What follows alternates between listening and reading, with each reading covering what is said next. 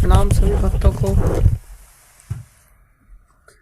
ओम ज्ञानं तिमिरन्धस्य ज्ञानाञ्जनशलाकया चक्षुरुन्मीलितं येन तस्मै श्रीगुरुवे नमः। गुरुवे गौरचन्द्राय राधिकाय तदालये कृष्णाय कृष्णभक्ताय तद्भक्ताय नमो नमः।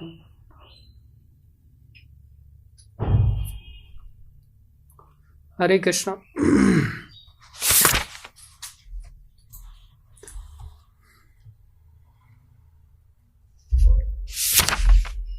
सभी भक्तों का हार्दिक अभिनंदन है, स्वागत है। गुरु वैष्णवों की दया से जो कुछ कहें कृपा करके ध्यान से सुनिए।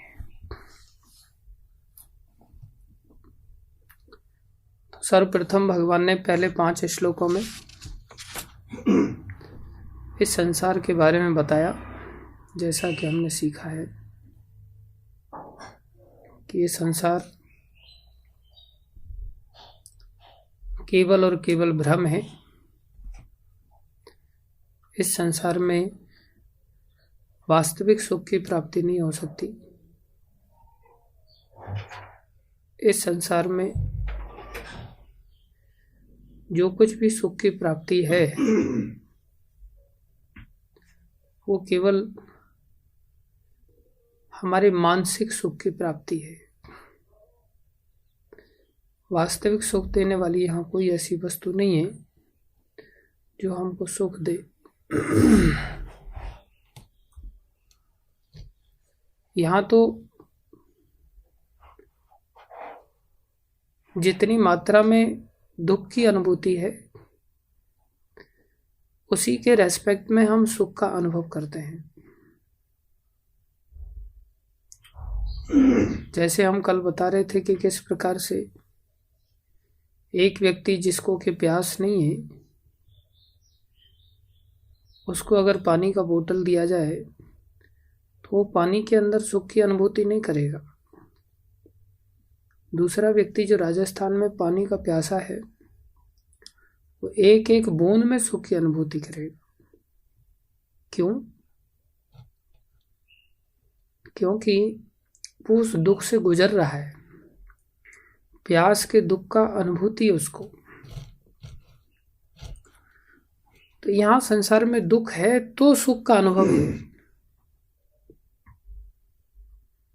जैसे कोई व्यक्ति कहे कि भाई एसी में तो बड़ा सुख है, लेकिन एसी में उस व्यक्ति के लिए सुख है जो गर्मी से तड़फ रहा है, जो गर्मी से परेशान है। वो एसी में जाते आहा ठंडक का अनुभव करेंगे। और जो ऑलरेडी -20 डिग्री सेल्सियस के देश हैं वहां पर कोई व्यक्ति जाकर कर एसी लगा करके एसी चालू कर दे, उसको कैसा अनुभव होगा? बोले पहले से मरे जा रहे हैं, ऊपर से तुम एसी और चालू करते रहे। इसी प्रकार वहां पर उन लोगों को कैसे शांति मिलती है? तो गीजर चला दो, हीटर चला दो, उसमें उनको शांति का अनुभव होगा। तो दुख के सापेक्ष में सुख की अनुभूति है। लेकिन हम लोग इतना कोई थॉटफुल हो नहीं पाता, कोई विचार कर नहीं पाता। हमारे आचार्य लोग इन सिद्धांतों को खोज खोज करके निकाल करके देते हैं। क्या कोई व्यक्ति ऐसे सुख को पाना चाहेगा जो दुख के कारण हो? जैसे कोई व्यक्ति मान लो कोई फैक्ट्री चालू किया किसी ने और उस फैक्ट्री में 1 साल उसको 5 लाख का मुनाफा हो गया और फिर वो सोच रहा कुछ आनंद नहीं आ रहा है। बोले आनंद कब आएगा? जब उसको 10 लाख रुपए का लॉस हो जाएगा। कैसे लॉस होगा? बोले दूसरे साल उसने क्या किया, आग लगा दिया फैक्ट्री में अपने हाथ से। और जब फैक्ट्री में आग लग गई, 10 लाख रुपए का लॉस हो गया, अब अगले साल 5 लाख रुपए का फायदे का सुख उसे अनुभव में आएगा। क्या कोई ऐसा सुख पाना चाहेगा, ऐसा फायदा पाना चाहेगा? तो ये सुख है कहाँ? फिर जो दुख के कंपैरिजन में सुख का अगर फीलिंग है तो वो सुख कहाँ कहलाया। कोई व्यक्ति सुख तो उसको मानेगा कि भाई हर साल मेरा इस बार 5 लाख रुपए का फायदा हुआ था, अगले साल 10 लाख रुपए का फायदा होना चाहिए, उससे अगले साल 15 लाख रुपए का फायदा होना चाहिए। इस प्रकार से फायदा बढ़ता चला जाए उसे सुख कहते हैं। उसमें यह नहीं सोचेगा हर साल तो फायदा हो ही रहा है, मैं बोले ऊब गया हूँ, बोर हो गया हूँ, इस बार इतना नुकसान हो जाए कि मेरे को फीलिंग आ जाए कि सुख किसको कहते हैं, तो पूरी फैक्ट्री को ही राख कर देता हूँ मैं जला करके। ऐसा कोई नहीं सोचता। पूरा जीवन फायदा क्या, पीढ़ियों तक वो चाहेगा कि मेरी कंपनी में से सिर्फ फायदा ही हो, उसे सुख का अनुभव कहा जा सकता है। दुख के रेस्पेक्ट में अगर सुख की कल्पना है तो सुख नहीं है, केवल और केवल भ्रम है। भगवान के धाम में कैसा सुख मिलता है, बोले भगवान के धाम में आनंदम अम्बुधि वर्धनम प्रतिपदम पूर्ण अमृत आस्वादनम। ये भगवान के धाम का सुख है जहाँ आनंद के समुद्र की वृद्धि होती रहती है। इसलिए संसार में सुख नाम की कोई ऐसी चीज है ही नहीं वास्तव में देखा जाए तो भगवान ने संसार के बारे में वर्णन किया, और संसार के बारे में वर्णन करने के पश्चात भगवान यहाँ कह रहे हैं कि भाई अमूढ़ हो जाओ, तुम कब तक अज्ञानता के कारण इस सुख के अंदर भ्रमित होकर के पड़े रहोगे। आज हम सुबह भागवत की क्लास में भी बता रहे थे कि किस प्रकार से कुछ लोग फ्लाइट पकड़ते हैं बॉम्बे से दिल्ली जाने के लिए, और जब बॉम्बे से दिल्ली जाने के लिए फ्लाइट पकड़ते हैं, दिल्ली वासी हैं वो, दिल्ली में जाकर के अपने घर वापस जाना चाहते हैं, लेकिन अचानक से जब प्लेन लैंड होने वाला है,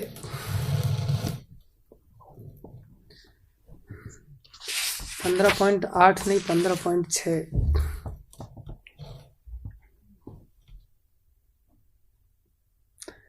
जिसमें भगवान घोषणा कर रहे हैं न तद भाषयते सूर्यो न शशांको न पावकः यद गत्वा न निवर्तन्ते तद्धाम परमं मम। भगवान हम सबके पिता हैं, ममे वंशो।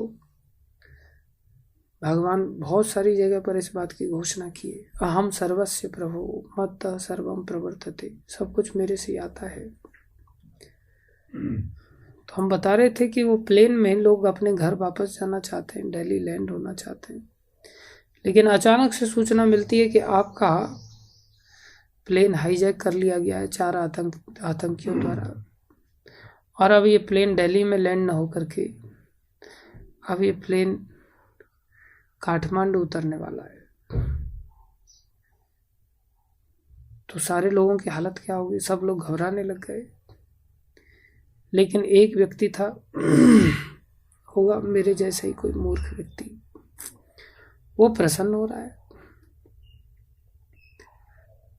तो सारे लोग पूछने लग गए भाई तू क्यों खुश हो रहा है।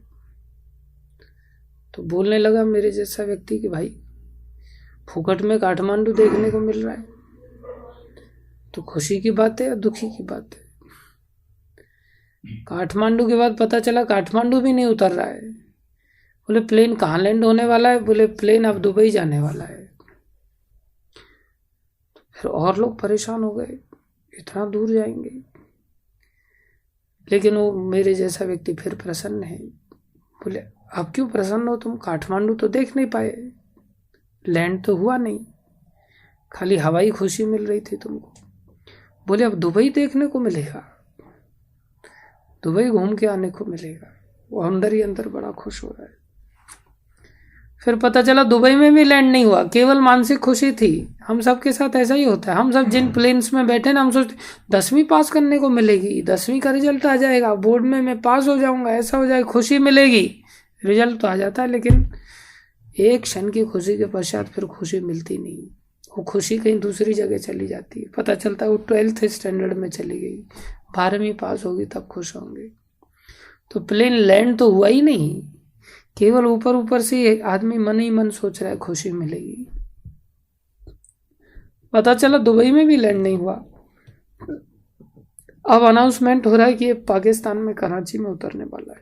तो आदमी सोच रहा है बिना वीजा के ही कराची में घुसने को मिल रहा है, इससे बढ़िया बात क्या है।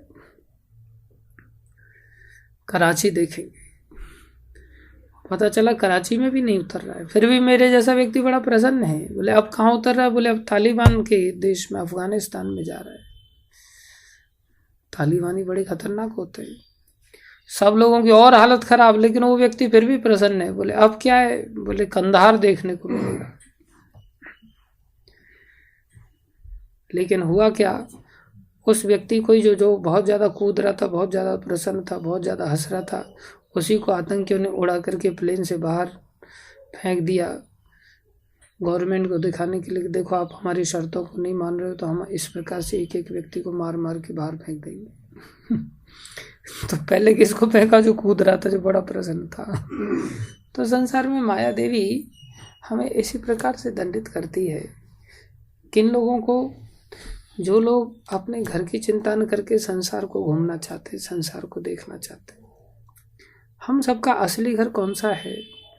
हम सबका अपना घर भगवान का धाम है, लेकिन भगवान के धाम के बारे में हमें कोई चिंता ही नहीं है। हम संसार में रमण करना चाहते हैं, हम संसार में घूमना फिरना चाहते हैं। हम सोचते हैं फोकट में घूमने को मिल रहा है, भगवान घुमा रहे हैं भगवान की माया शक्ति से। ये पता नहीं कि माया ने हाईजैक कर लिया हमें। हाँ, हम भगवान के धाम को जाना नहीं चाहते, अपने घर में जाना नहीं चाहते। कोई प्रश्न करे भगवान के धाम में जाना इतना कठिन क्यों है? बहुत गंभीर बात है, सब लोग इसको बहुत फोकस होकर के ध्यान से सुनो। कोई प्रश्न करे भगवान के धाम में जाने के लिए इतनी कठिनाई क्यों? अरे हम सब थोड़ा सा ठंडे दिमाग से विचार करें। हमारे बच्चों को अगर मान लो हम माता पिता हैं, बहुत सारे माता पिता के रूप में आप लोग कथा सुन रहे हैं, कुछ लोग माता पिता भी नहीं बन पाए हैं, बच्चे की तरह हैं। दोनों ही अनुभूति कर सकते हैं, बच्चा भी अनुभूति कर सकता है, माता पिता भी अनुभूति कर सकते हैं। क्या माता पिता को अपने बच्चों को अपने पास में रखने के लिए किसी टेस्ट को क्वालिफाई करवाने की ज़रूरत है कि मेरा बच्चा है और इसको मेरे साथ में रहना है, तो इसको ये टेस्ट क्वालिफाई करना पड़ेगा, तब जा कर के मेरे पास आएगा, तब मैं इसे अपने घर में रखूँगा, और नहीं तो मैं इसको रखूँगा नहीं। मान लो बच्चा काला है तो माँ बाप उसे निकाल के बाहर कर देंगे क्या? बच्चा अगर मोटा है तो माँ बाप बाहर निकाल दो, तो बहुत मोटू हो गया है, तो रहने लायक नहीं घर में, चल निकल बाहर, निकाल के बाहर कर देंगे क्या? नहीं। किसी की नाक नकटी जैसी है, बिल्कुल नाक ऊंची है ही नहीं, अरे तू नकटी नाक का सूपन खा का वंशज है, चल तू निकल बाहर यहाँ से, उसको बाहर कर देंगे क्या माँ बाप? नहीं। किसी की नेपाली टाइप की आंखें हैं, चाइनीज टाइप की आंखें, तू कहाँ से आ गया? हाँ, तेरी आंखें कैसी कंजी कंजी आंखें हैं, चल निकल बाहर, निकाल के बाहर करेंगे क्या उसको? नहीं। कोई पढ़ा लिखा है उसको रख लेंगे, जो अनपढ़ है उसे निकाल के बाहर कर देंगे, निकाल के बाहर करेंगे क्या? नहीं। माँ बाप किसी भी बच्चे को निकाल करके बाहर नहीं करना चाहेंगे। बच्चे को घर में रहने के लिए कौन सी क्वालिफिकेशन, कौन सा फॉर्म फिलअप करना पड़ेगा कि भाई ये आपने फॉर्म नहीं फिलअप किया, आपको घर में कैसे अलाउ किया जाए? दिखाओ, आप आईडी कार्ड दिखाओ, आप अपना वीजा कार्ड दिखाओ, आप अपना एजुकेशनल सर्टिफिकेट दिखाओ, आपने नहाया है कि नहीं नहाया है, बिना नहाए धोए को हम अंदर नहीं घर में रखेंगे, चलो बाहर निकलो। ऐसा कोई करेगा? अरे जो किसी काम का नहीं है, मैंने ऐसे ऐसे बच्चों को देखा है कि जिनको पैरालिसिस हो गया। हम छोटे से थे, हम एक घर में गए, मेरा दोस्त रहता था पास में ही, तो मैं उसके घर में गया, क्योंकि हम 5वीं कक्षा में एग्ज़ाम देने के लिए जा रहे थे। उस समय 5वीं कक्षा के एग्ज़ाम भी बोर्ड के एग्ज़ाम होते थे, और उसका भी सेंटर दूसरी जगह पड़ता था। स्कूल में अपने वाले नहीं होते थे, दूसरे स्कूल में जाना पड़ता था, दूसरे जगह जाना पड़ता। हाँ, तो साइकिल से हम दूसरी जगह गए थे एग्ज़ाम देने के लिए। तो सुबह सुबह ही दही वगैरह कुछ खाने को तो मिलता नहीं था घर से, तो दही गुड़ वगैरह खा करके निकल जाते थे। तो मैं अपने घर से फिर अब जब दूसरी जगह पढ़ता था तो कौतूहल होता था, तो दोस्तों के घर जा जा करके एक दूसरा ग्रुप बना करके जाते थे। तो मैं अपने दोस्त के यहाँ गया, तो मैंने उसको बोला चल भाई चल। तो जैसे ही मैं घुसा तो मक्खियाँ ही मक्खियाँ भिन भिना रही थी घर में घुसते ही, बाहर के पोर्शन में।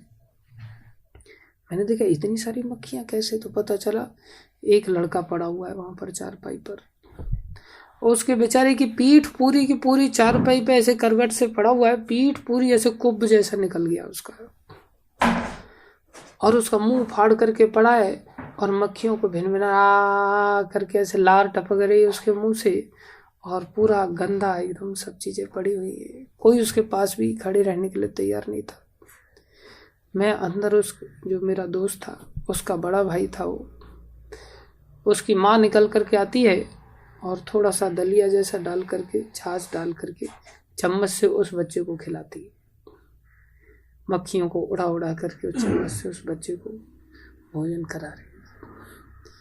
तो ऐसी स्थिति, ऐसी दयनीय स्थिति है, ऐसी गंदी स्थिति है, कोई उसके पास नहीं फटक रहा है, फिर भी माँ का प्यार है।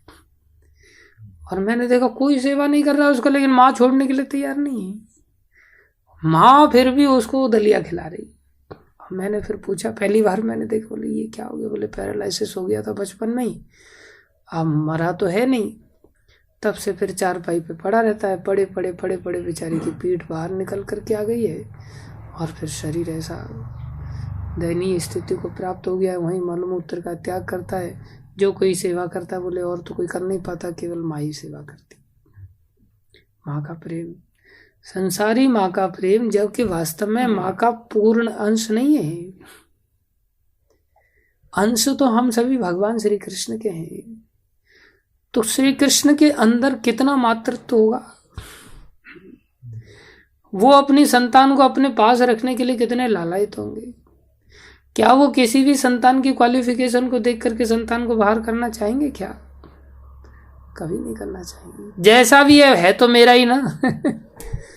मम सब प्रिय सब मम उपजाए, बोले जितने भी जीव हैं सब मेरे को प्यारे हैं, क्योंकि सबको मैंने पैदा किया है। तो भगवान का जो घर है वही तो हमारा घर है। तो भगवान के घर में जाने के लिए हमें कोई एजुकेशनल क्वालिफिकेशन या कोई बॉडीली क्वालिफिकेशन या लंगड़ा लूड़ा व्यक्ति नहीं जा सकता। कुछ ऐसा कोई क्वालिफिकेशन की जरूरत है क्या? कोई फॉर्म फिलअप करने की जरूरत है? देखा जाए तो किसी भी क्वालिफिकेशन की जरूरत नहीं। एक ही मात्र क्वालिफिकेशन की जरूरत है कि हम उन पिता को पिता तो माने, हम उनको अपना घर का सदस्य तो माने, उसे अपना घर तो माने। माँ बाप की ओर से घर से नहीं निकाला गया है, औलाद खुद ही घर को छोड़ देती है। ये औलाद की समस्या है। और औलाद क्या संसार में भगवान जैसे पिता को छोड़ करके सुखी हो सकती है? जो षड ऐश्वर्य से परिपूर्ण है, जिनके पास धन की कोई कमी नहीं, जिनके पास सौंदर्य की कमी नहीं, जिनके पास यश की कमी नहीं, जिनके पास वैराग्य की कमी नहीं, जिनके पास ज्ञान की कमी नहीं, जिनके पास सामर्थ्य शक्ति की कमी नहीं, ऐसे षड ऐश्वर्यशाली पिता को छोड़ करके कोई व्यक्ति संसार में क्या सुख का अनुभव कर सकता है? कभी सुख का अनुभव नहीं कर सकता।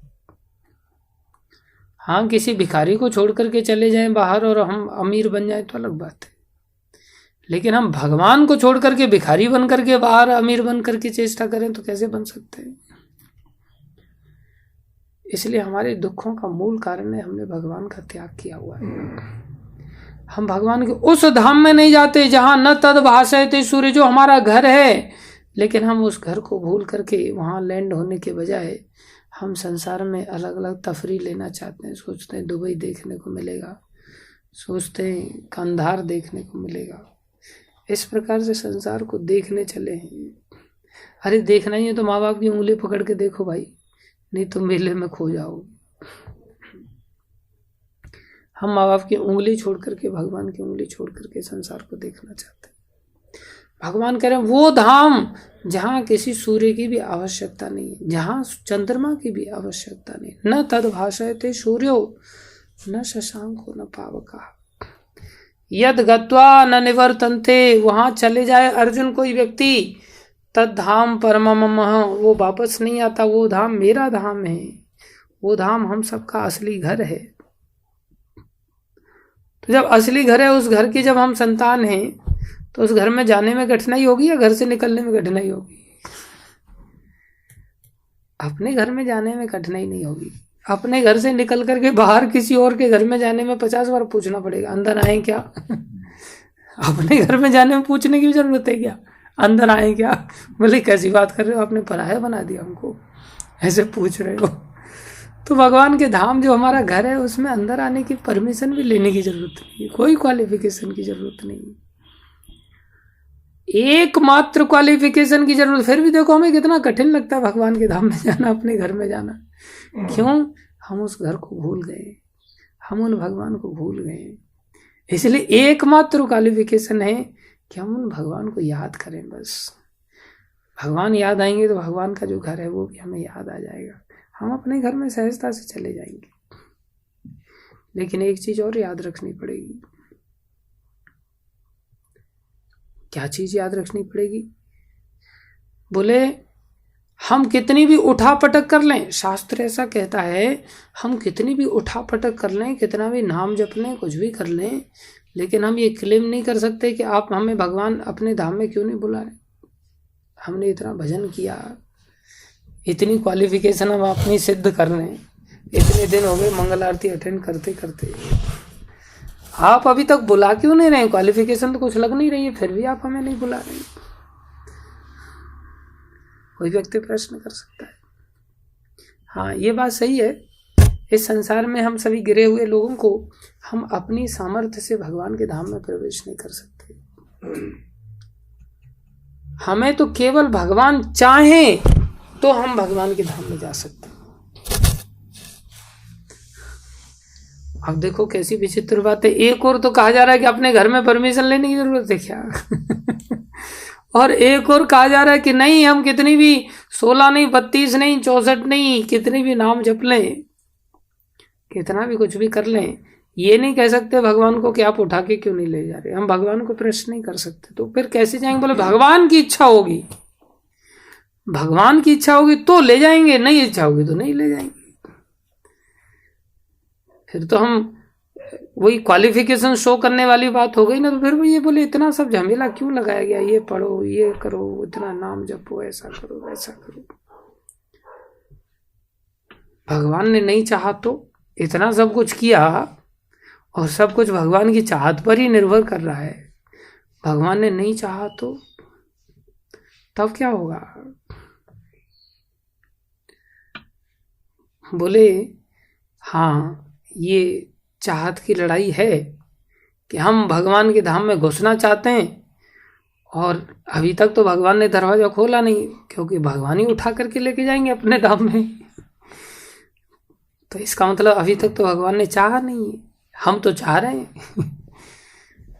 इतना सुबह सुबह कष्ट कर रहे हैं, गीता पढ़ रहे हैं, भागवत पढ़ रहे हैं, नाम जप रहे हैं, आरती कर रहे हैं, सब कुछ कर रहे हैं, भक्ति के सभी अंगों का पालन करने की पूरी चेष्टा कर रहे हैं, फिर भी भगवान अपने धाम में क्यों नहीं उठा करके लेके जा रहे हैं? उनकी चाहत की कमी लग रही है, लगता है। हमारी ओर से तो कोई कमी नहीं, और वो भी पता नहीं, उन्होंने चाहत नहीं की तो क्या होगा। बोले नहीं, ये बात हम अपने दिमाग में हमेशा के लिए डाल लें, इस बात को कभी भूलना नहीं। कौन सी बात? बोले हम चाह रहे जाना और भगवान नहीं चाह रहे मान लो बुलाना, और यहां से पता चल रहा है कि इवेंचुअली ताकत तो भगवान की ज्यादा है, उनका ही निर्णय फाइनल होगा, और उन्होंने नहीं चाहा तो फिर तो गाड़ी गई हमारी। इससे अच्छा तो वो कम से कम संसार में ही अपना घर बना लेते हैं। ऐसा सोच के व्यक्ति चेष्टा करे तो बोले नहीं, उसमें मूर्खता है। बोले उसमें मूर्खता कहाँ है? उसमें तो बुद्धिमानी है, क्योंकि सामने वाले का तो पता नहीं, और वो ताकतवर है, उसके ऊपर तो हमारा जोर चलने वाला नहीं। बोले नहीं, ये बात अपने दिमाग में हम सब बिठा लें। इस लड़ाई में अर्थात हमारी जाने की चाहत और उनकी न बुलाने की चाहत, अगर ऐसी लड़ाई भी मान ली जाए थोड़ी देर के लिए कि हम जाना चाहते और वो उठा के नहीं ले जा रहे हैं, गलती उनकी है, और हम लड़ाई लड़ रहे हैं, फिर भी हम भजन कर रहे हैं, फिर भी हम गीता का अध्ययन कर रहे हैं। अभी तक बीच के 6 अध्यायों में ही भक्ति एक प्रकार से कंप्लीट हो रही थी, अब तो 15वें अध्याय में पहुंच गए, अभी तक विमान नहीं आया। बोले जैसे गोकर्ण जी कथा सुना रहे थे और बहुत सारे लोग, गांव के लोग कथा सुन रहे थे, और उसमें देखा अरे चाहत कैसी अजीबोगरीब चाहत है इनकी, भगवान की भी। विमान भेज दिया धुंधकारी के लिए, वाह, भूत प्रेतों के लिए विमान भेजा जा रहा है, हमारे लिए विमान नहीं भेजा जा रहा है। बोले हमने भी तो कथा सुनाया। बोले सुनाने वाले का भी कोई महत्व नहीं, जिससे कथा सुनी उसमें भी सुनने वालों में भूतों के लिए विमान आ गया। बताओ ये कैसी चाहत विचित्र है। इससे अच्छा तो बाकी सुनने वाले सोचते काश हम भी भूत होते तो हम भी बैठ के जाते। बोले ये कैसी ऊट पटांग चाहत है ऊपर वाले की, ऊपर वाले को दिखाई नहीं दे रहा लग रहा है। जैसे हम लोग सोचते हैं कई बार ऐसे भूतों के साथ इतना अच्छा हो रहा है। बताओ संसार में देख करके लोगों को हमें भी आश्चर्य होता है, ये ऊपर वाला भी कैसा मैनेजमेंट करता है। इतने दुष्ट लोग हैं, दारू पी रहे हैं, ये सब कर रहे हैं, फिर भी देखो इनके मजे आ रहे हैं। और हम रात दिन कथा सुन रहे, विमान हमारे लिए आ नहीं रहा है। ये तो बहुत बढ़िया था, इसने 4-4 5-5 वेश्याओं को रखा था और खूब दारू पिया, सब कुछ किया, और अंत में देखो भूत भी बन गया, और भूत शरीर में भी। बोले थोड़ा सा, अब इसे क्या कहेंगे, भागवत कथा का परिणाम कहेंगे या भूत बनने का परिणाम कहेंगे? अगर भागवत कथा का परिणाम था तो फिर तो सुनने वालों के लिए, सबके लिए आना चाहिए था। लेकिन ये अकेला भूत था तो इसके लिए विमान आया, तो ऐसा लगता भूत का ही परिणाम है। ऐसा लगता भूत बन करके हम चले जाएंगे, विमान आ जाएगा हमारे लिए। बेस्ट है भूत बन के कथा सुनना, फिर तो मनुष्य शरीर में कथा सुनने से लाभ क्या। अगर कथा ही सुननी है, मान लो थोड़ा बहुत कथा का ही परिणाम है, तो फिर भूत बन के कथा सुनेंगे। ये जबरदस्ती हाथ धो के क्यों पीछे पड़े कि आप लोग मनुष्य शरीर को मत बर्बाद करो, कथा सुनो कथा सुनो। बोले ऐसा प्रश्न उठ सकता है, भगवान कैसी कृपा करते। बोले दुष्टों के साथ अच्छा करते हैं, और हम जैसे मेरे जैसे अच्छे व्यक्ति के साथ, विशेष रूप से आदमी क्या सोचता है, मेरे जैसे अच्छे व्यक्ति के साथ 2 वक्त की रोटी देना भी इनको भारी पड़ रहा है, जबकि इनके पास कोई किसी चीज की कमी थोड़ी है। अनेकों लक्ष्मियां इनकी सेवा कर रही हैं। मेरे को दाल रोटी मिलती रहे तो क्यों मैं इतना फालतू में गधा मजूरी करूं। तो व्यक्ति सोचता है अच्छे लोगों के साथ बुरा हो रहा है और बुरे लोगों के साथ अच्छा हो रहा है। कारण, बोले कारण ऊपर वाला। इनकी चाहत बड़ी ऊट पटांगे, बोले इनकी मौज चल रही है, इनकी मनमर्जी चल रही है सब कुछ। ये सिस्टम ठीक नहीं है। मैं जाऊंगा ऊपर तब मैं सिस्टम सुधार दूंगा। बोले व्यक्ति कई बार कहाँ तक सोचने लग जाता है, कुछ भी सोचने लग जाता है। बोले मैं कब से जद्दोजहद कर रहा हूँ, मैं कब से खुद तैयार हूँ जाने के लिए। मैंने तो कोई वेश्यागमन नहीं किया, मैंने तो कोई मदिरा पान नहीं किया, मैंने तो कुछ ऐसा कार्य नहीं किया, माता पिता को घर से बाहर नहीं निकाला जैसा धुंधकारी ने निकाल दिया था। मैं तो बचपन से ही कथा सुनना हूँ, इतनी कथा सुन लिया। बोले हर साल भागवत कथा करवाता भी हूँ, उल्टा ना केवल सुनता हूँ करवाता भी हूँ। और करवाना भी दूर की बात है, मैं खुद भी कथा करता हूँ। बाबा कितना महान हूं मैं। मेरी चाहत तो देखो धाम में जाने की, और ऊपर वाला ही मेरी चाहत में बाधा दे रहे, रोड़ा अटका रहे।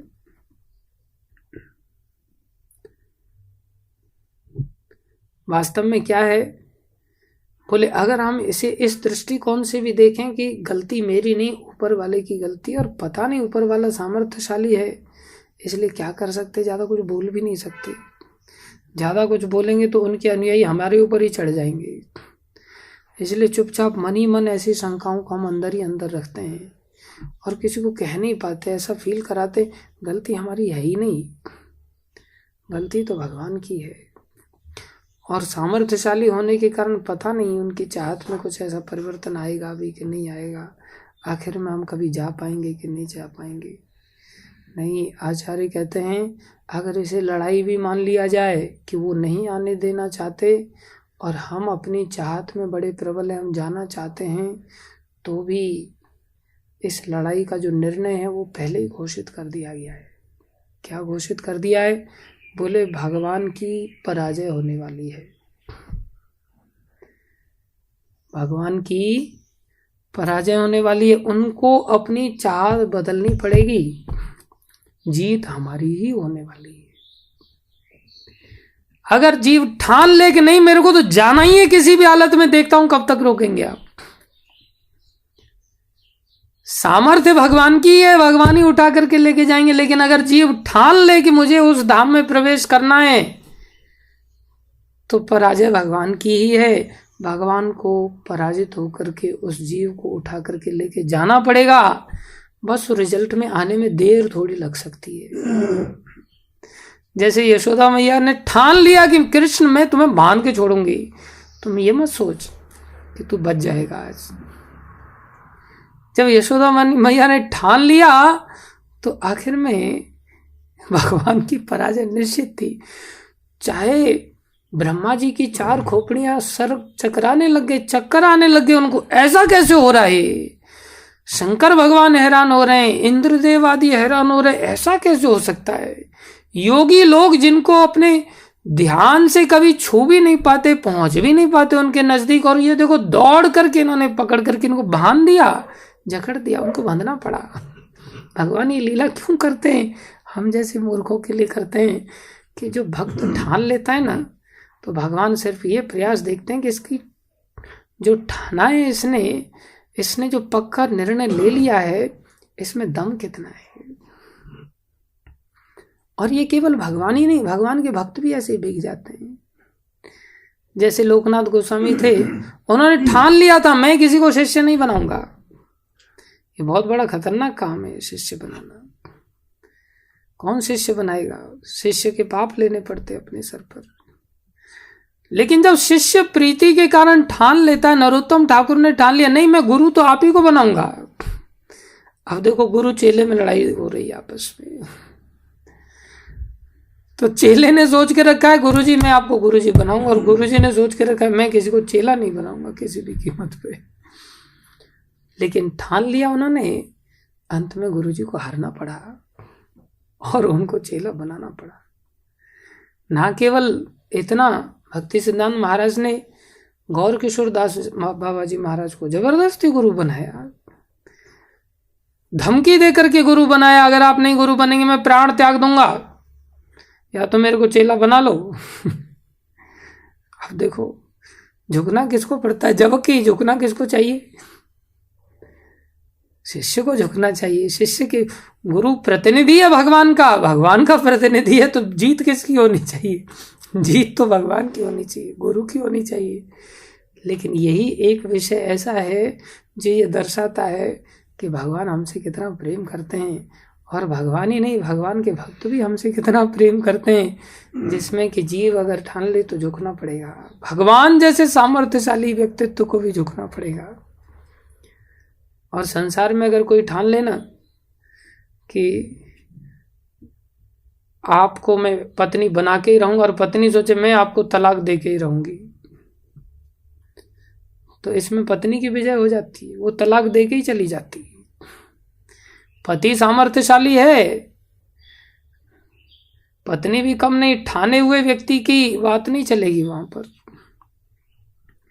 तो संसार में प्रीति नहीं, बड़ा व्यक्ति यहां पर जीत जाता है संसार में, छोटा व्यक्ति पराजित होता है। लेकिन भगवान के धाम में विनम्रता के कारण, प्रीति के कारण बड़े होते हुए भी भगवान पराजय स्वीकार कर लेते हैं। समस्या हमारे ठानने में ही कमी है। गोकर्ण जी ने ठान लिया, विमान इनके लिए आया, हमारे लिए क्यों नहीं आया? प्रश्न कर दिया उन्होंने। बोले तुम्हारा थोड़ा सा प्रयास कमजोर था, आप लोग सुन तो रहे थे, लेकिन जो भूत बन करके वो सुन रहा था ना, जितना ईमानदारी के साथ चिंतन कर रहे थे, सुनने के पश्चात आप लोग उतना चिंतन नहीं कर पाए। बोले फिर से सुनाओ, फिर से कथा सुनाई गई, और फिर से कथा सुनाई तो सबका उद्धार हुआ, सबके लिए विमान आया, सब बैठ गए। लेकिन गोकर्ण जी के लिए विमान नहीं आया, जो कथा सुना रहे थे। लेकिन उन्होंने भी अद्भुत कथा सुनाया। ऐसा प्रभाव जिस कथा का कि सबके लिए विमान आ जाए, तो उनका क्या कमी रह गया भैया? बोले उनकी ये कमी रह गई कि वो विमान के योग्य ही नहीं थे। बोले किसके योग्य थे विमान के योग्य नहीं? तो बोले भगवान स्वयं आए, और स्वयं आकर के उन्होंने खुद गले लगाया उनको, विमान नहीं भेजा कि जाओ भाई लेकर के आ जाओ। स्वयं भगवान आए और भगवान स्वयं आए ही नहीं, उनको विमान में भी सीट पर नहीं बिठाया। अब भगवान आए हैं तो ऐसे थोड़ी चले जाएंगे, सीट पर नहीं बिठाया विमान में, भगवान ने उनको अपनी गोद में बिठाया और लाड लड़ाते हुए भगवान अपने धाम को ले गए। देखो, ये भगवान का धाम है जो कि दिव्यता से भरा हुआ है। उस धाम को ही हमारा घर हमें समझना होगा, लेकिन हम संसार में उस घर को अपना घर नहीं मानते। जब ऐसा भगवान से अर्जुन ने सुना तो मन में प्रश्न उठा कि फिर संसार के लोग जाते क्यों नहीं बोले आपके धाम में वापस, ऐसा दिव्य धाम वहां क्यों नहीं जाते। भगवान बोले यही तो मेरा भी प्रश्न है कि क्यों नहीं जाते। जैसा तुम सोच रहे हो कि ये सब जीवों को क्या हो गया, इन मूर्खों को क्या हो गया है, इतना दिव्य धाम जहाँ सूर्य चंद्र की भी आवश्यकता नहीं तो बाकी किसी चीज की क्या आवश्यकता होगी, विचार करो। बोले ऐसे धाम को छोड़ करके संसार में व्यक्ति तफरी लेने के लिए जा रहा है, उसको घूमने की लत पड़ी है। वो सोच रहा है दुबई देख लेता हूँ, वो सोच रहा है काठमांडू देख लेता हूँ, फोकट में देखने को मिल रहा है। देखो, इन मूर्ख लोग संसार में, जो कि दुख से भरा हुआ संसार है जहाँ सुख नाम की चीज है ही नहीं, मेरा धाम जो आनंदम अम्बुधिवर्धनम, जो रियल वर्ल्ड है, जहाँ उल्टा पेड़ नहीं है, जहाँ सीधा पेड़ है, जहाँ वास्तव में फल लगे हुए हैं, वहां व्यक्ति क्यों नहीं जा रहा है।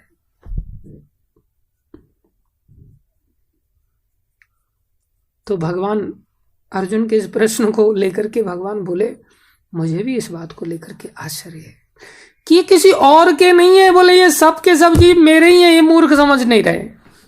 साथ में श्लोक में भगवान के ममे वंशो जीवलोके, ये जीवों से भरा हुआ जो लोक है, जीव लोके, जैसे मृत्यु लोके मतलब मृत्यु का लोक, ऐसे जीव लोके मतलब जीवों का भरा हुआ लोक। ये संसार इतने जीवों से भरा है कि सुई के नोक के ऊपर भी बोले इतने जीव हैं कि हम गिन नहीं सकते। सुई के अग्रभाग के पॉइंट पर इतने जीव हैं कि हम गिन नहीं सकते, हमें नहीं दिख रहे, इतने सूक्ष्म जीव होते हैं। ये सारा संसार जीवों से भरा हुआ है। और भगवान कह रहे हैं ये किसके अंश है। बोले ये संसार में न इंद्र के अंश हैं, न चंद्र के अंश हैं, न शिव के अंश हैं, न ब्रह्मा के अंश हैं, न दुर्गा के अंश हैं। मम एव, एव मतलब मेरे ही, मेरे ही मतलब ऐसा नहीं कि मेरे और किसी और के भी हो सकते, नहीं, केवल और केवल मेरे ही अंश हैं। ये बात हमें समझ में आती है क्या? ये बात हम कहाँ समझ पाते हैं। हम तो सोचते हम पिताजी के अंश हैं, रमेश नाम के जो पिताजी है ना उनके अंश हैं, जो विधि माता है ना उसके अंश हैं हम। अरे न विधि के अंश है, न निधि के अंश है, हम किसी के अंश नहीं। हम किसके अंश हैं? हम श्री कृष्ण के अंश हैं, और कोई विधाता नहीं हमारा, केवल और केवल श्री कृष्ण ही हमारे विधाता हैं। ये भगवान घोषणा कर दी। और ये कैसे बोले? जीव भूत, दो प्रकार के जीव होते हैं, एक होते ब्रह्म भूत, एक होते जीव भूत। जो मुक्त पुरुष होते हैं उनको ब्रह्म भूत कहते हैं, और जो बंधन में मेरे जैसे बंधे हुए होते हैं वो जीव भूत कहलाते हैं। तो जो मुक्त होते हैं वो ब्रह्म भूत कैसे होते हैं? ब्रह्म भूत बोले ब्रह्म भूत प्रसन्न आत्मा, न सोचती न कांक्षती, वो निरंतर प्रसन्न रहते हैं। जैसे भगवान श्री कृष्ण को आप देखेंगे निरंतर मुस्कुराते रहते हैं। और कोई मेरे जैसा व्यक्ति बेचारा मुंह लटका करके बैठा रहता है। कुछ भक्त लोग होते हैं जो ब्रह्मभूत प्रसन्न, जिनकी हंसी रुकती नहीं, वो हंसते ही रहते बस। मतलब भक्ति कुछ ज्यादा ही अच्छी बढ़ गई है उनकी, जिसके कारण ऐसी स्थिति आ जाती है भक्तों की। और आश्चर्य कैसा, भगवान की वो मुस्कुराहट है कि अनंत गोप ग्वाल गोपियां भगवान की ओर जब देखते हैं तो भगवान को देख करके सबको ऐसा लगता है कि ये मेरे ऊपर ही हंस रहे हैं, ये मेरे को लेकर के प्रसन्न हो रहे हैं, भगवान मुस्कुरा रहे हैं। तो भगवान को देख करके वो भक्त भी मुस्कुराने लगता है, सबको ऐसा लगता है। इसमें कोई आश्चर्य नहीं करना चाहिए। हालांकि बड़ी अद्भुत बात है कि हर व्यक्ति को ऐसा लग रहा है, लाखों करोड़ों लोगों को। बोले हाँ, बोले इसमें कोई आश्चर्य की बात नहीं है। ये तो टेक्नोलॉजी में, जूम टेक्नोलॉजी से भी ये कार्य हो रहा है। अब जैसे हम सभी जूम पर जुड़े हुए हैं और मैं अगर हंसूंगा ना तो हर व्यक्ति को ऐसा लगेगा प्रभु जी मेरी ओर ही हंस रहे हैं, है कि नहीं? प्रभु जी लगता है मेरे को देख करके हंस रहे हैं, जबकि देख के किसी और को देख के हंस रहे होंगे, लेकिन हर व्यक्ति को ऐसा लगेगा देखो प्रभु जी मेरे को ही देख करके हंस रहे हैं। जब जूम ऐसा कर सकता है तो भगवान क्या नहीं कर सकते?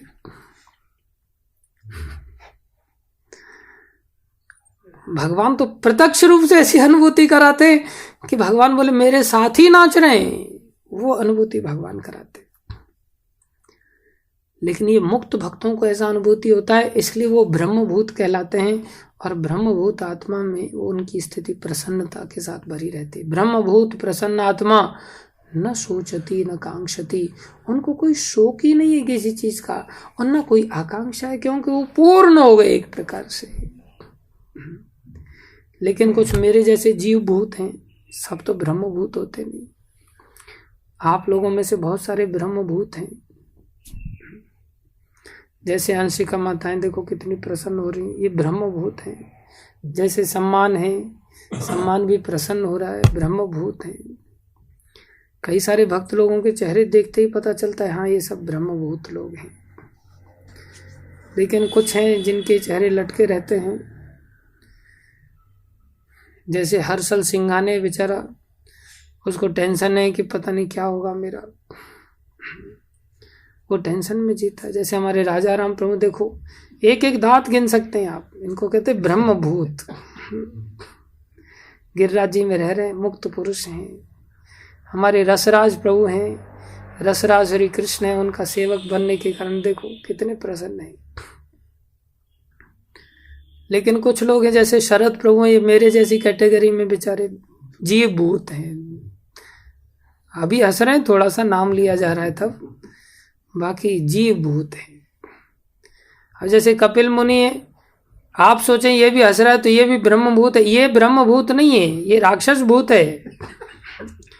राक्षस भी तो हंसते हैं ना, हा हा हा करके, वो एक राक्षस भूत की अवस्था, अलग अवस्था है।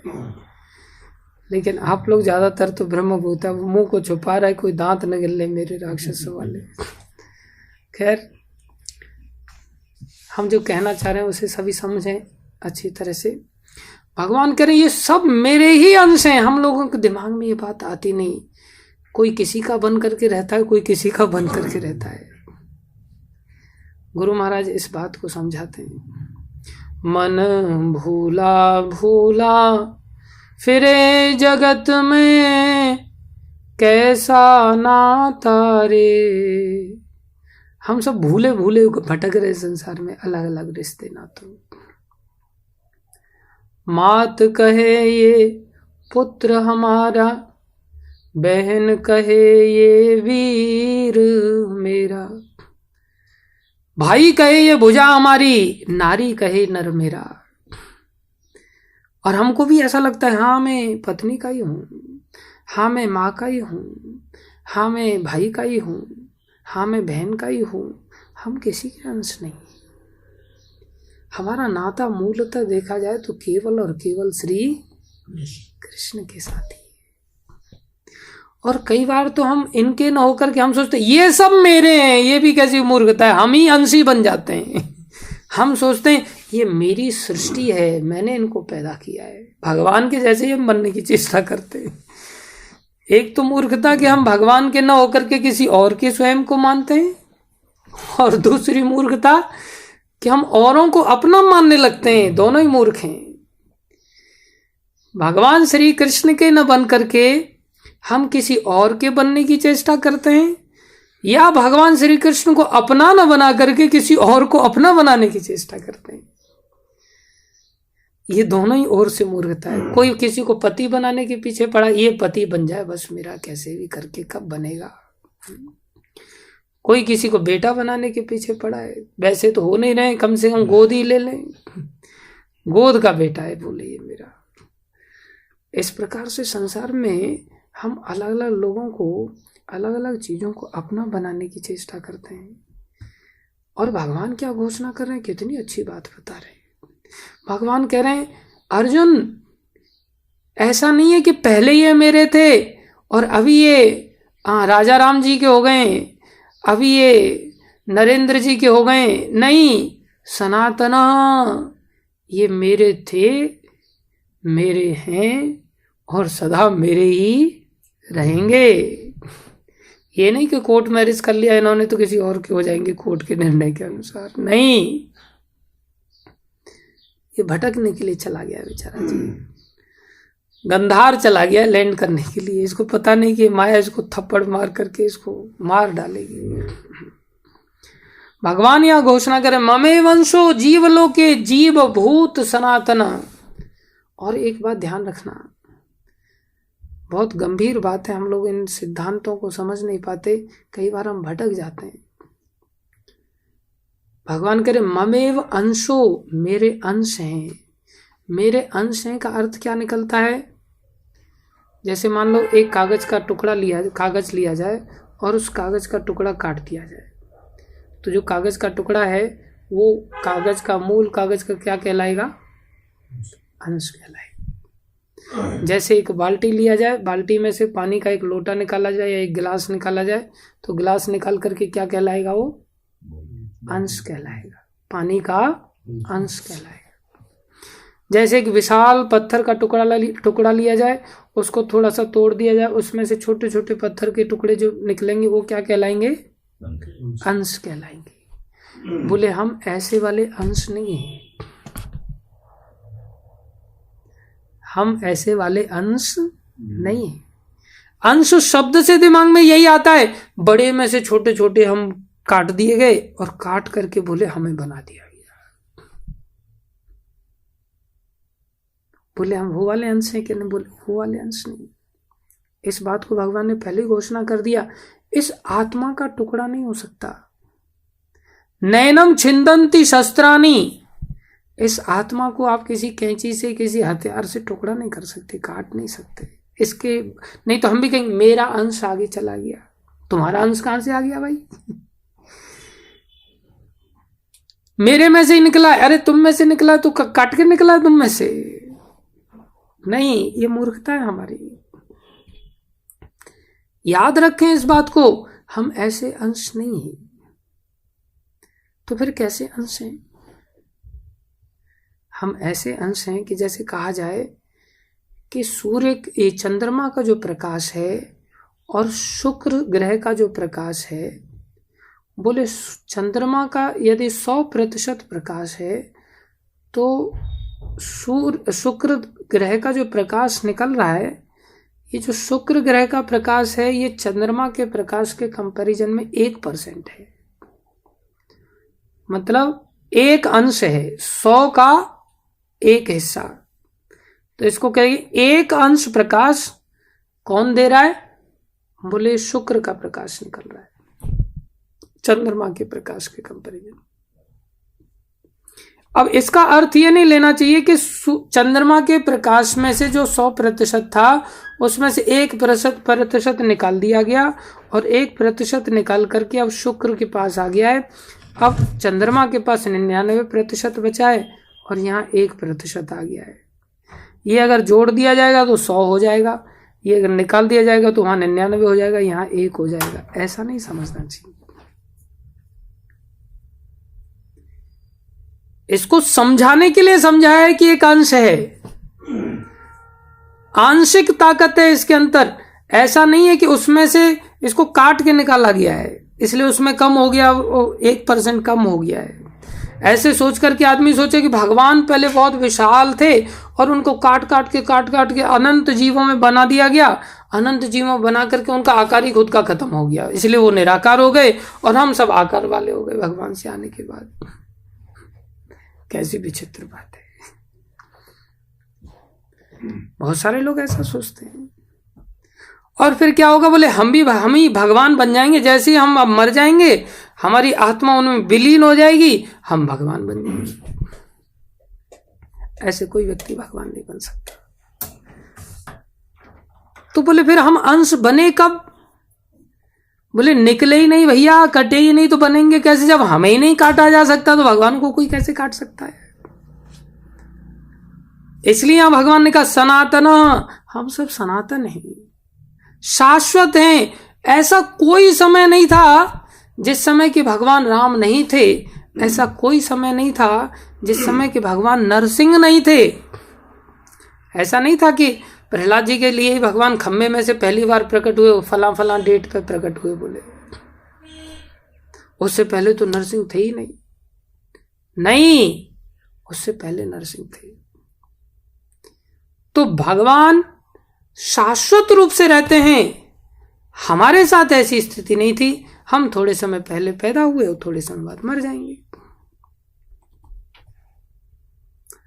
समझ आया अदिति माता? अनम्यूट करो अपने आप को।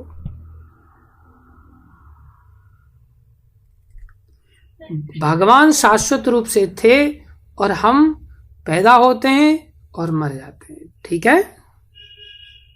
हाँ, यही तो बीमारी है। हमने फिर क्या समझा?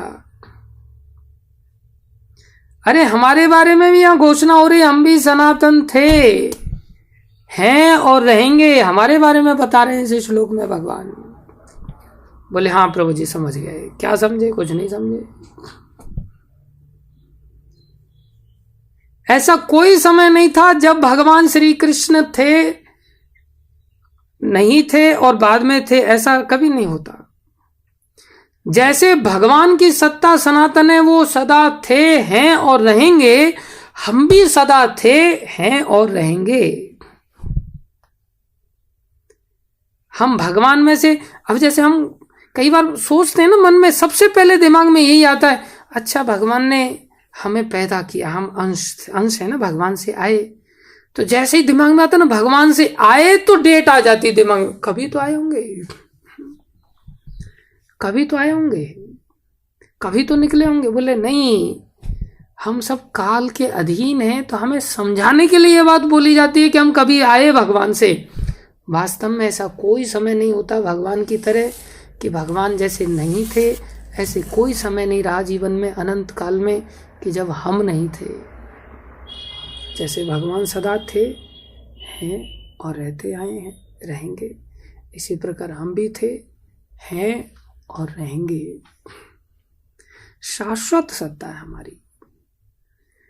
लेकिन शाश्वत सत्ता होते हुए भी हम संसार में क्या कर रहे हैं? 6 इंद्रियों के साथ, मना षष्ठानि इंद्रियानि प्रकृति स्थानी कर्षति, हम प्रकृति के साथ संघर्ष कर रहे हैं। जो मन में, संघर्ष किसको कहते हैं? जो मन में आ रहा है वो कर नहीं पा रहे हैं। मन में आ रहा है उड़ू मैं, अब अचानक से उड़ के जाऊं, लेकिन उड़ पा रहे हैं क्या? नहीं। मन में आ रहा है छलांग लगा करके समुद्र में नीचे जाके देख के आऊं, कर पा रहे हैं क्या? नहीं कर पा रहे। मन में आ रहा है, जैसे मैं सुबह में थोड़ा सा ऐसे ही एक्सरसाइज कर रहा था, तो मैंने देखा यहाँ देहरादून में पहाड़ है, छत से दिखाई दे रहा था, तो मन में आया इस पहाड़ को कब उठाऊंगा मैं,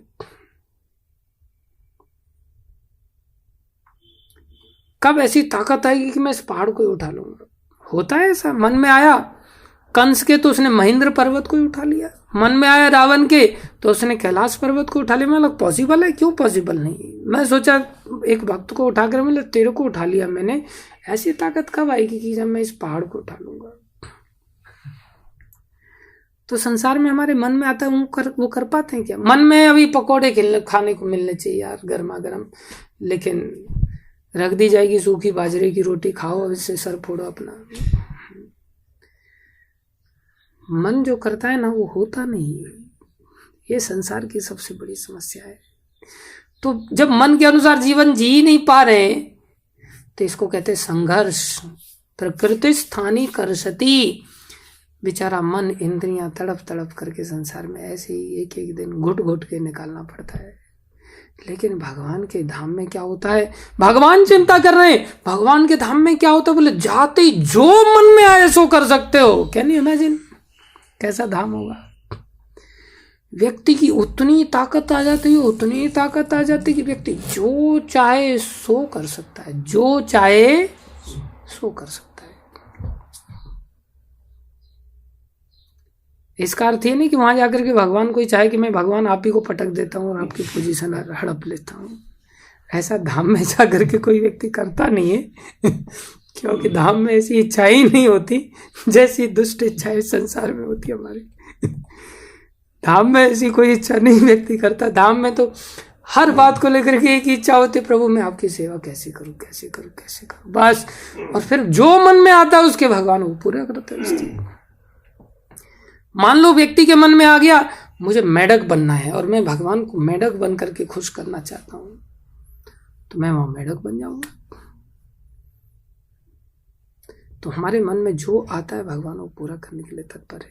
भगवान कह रहे देखो इन संसार के जीवों को कैसे धूर्त हैं, ये संसार में पड़े हुए हैं, ये संसार को संघर्ष के साथ यहाँ पर जीने के लिए बाध्य हैं, मेरे धाम में वापस क्यों नहीं आते।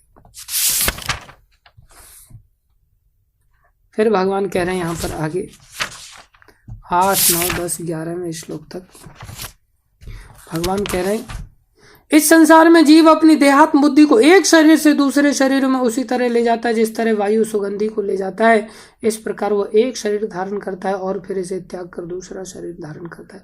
बार बार जन्म मरण के चक्कर में उसको गिरना पड़ता है। वास्तव में तो हम मरते नहीं है, लेकिन हमारा शरीरों का परिवर्तन ये जन्म मृत्यु कहलाता है। ये हमें संसार में अनेकों कष्ट झेलने पड़ते हैं। आगे के श्लोकों में भगवान जो कहना चाहते हैं उसे हम कल बताएंगे। धन्यवाद सभी का धैर्य पूर्वक श्रवण करने के लिए। हरे कृष्णा। प्रणाम सभी भक्तों को। आज भी समय बहुत ज़्यादा हो गया, फिर कल आपके प्रश्नों को लेंगे हम। आज के लिए इतना ही। धन्यवाद सभी भक्तों को।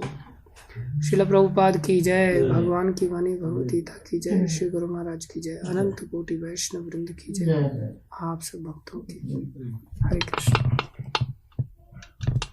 Recording stopped.